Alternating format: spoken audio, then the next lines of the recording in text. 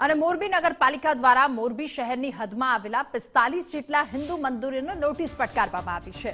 અને પુરાવાઓ રજૂ કરવા માટે જણાવવામાં આવ્યું, જેને લઈને હિન્દુ સમાજમાં રોષ જોવા મળી રહ્યો છે। ત્યારે આજરોજ મોરબીના જાગૃત અને ધર્મપ્રેમી લોકોએ હિન્દુ મંદિરોને યથાવત રાખી હિન્દુ આસ્થાને ઠેસ ન પહોંચાડવા પીએમ, સીએમ, સાંસદ અને જિલ્લા કલેક્ટરને આવેદનપત્ર પાઠવ્યું છે।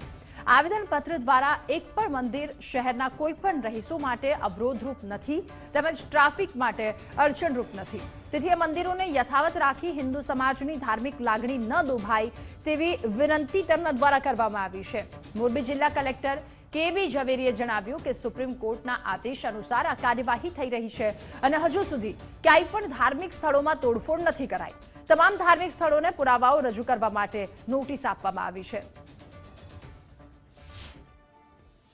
45 મંદિરને નોટિસ મળ્યા બાદ અમે સર્વ હિન્દુ સંગઠન મોરબીની અંદર જ્યારે હિન્દુઓનો પ્રશ્ન હોય કે હિન્દુઓનો ધાર્મિક કાર્યક્રમ હોય ત્યારે એ આવેદનપત્રની નકલ બધા મંદિરોને આપી બધા જ મંદિરવાળાઓએ સહી સિક્કા કરી અને આ આવેદનપત્ર ભારત સરકારને મોકલી આપેલ છે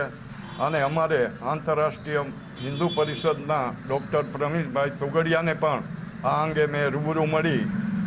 નગરપાલિકા દ્વારા જે આપણા આસ્થાથી બંધાયેલ ધાર્મિક દેવસ્થાનના મંદિરોને જે નોટિસ આપવામાં આવી હતી એના અનુસંધાને જે મંદિરોને નોટિસ આપવામાં આવી હતી એ સર્વે મંદિરના પૂજારી અને હિન્દુ સમાજ દ્વારા જે આ કલેક્ટરને એક આવેદનપત્ર દેવામાં આવ્યું છે, કેમ કે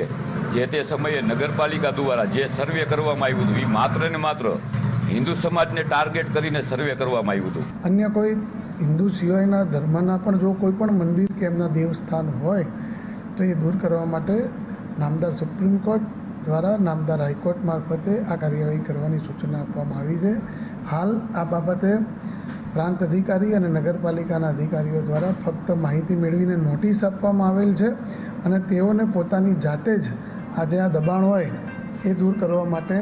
સૂચના આપવામાં આવેલી છે। હાલ કોઈ એ પ્રકારની તોડફોડની કે અન્ય કોઈ કામગીરી કરવામાં આવેલી નથી।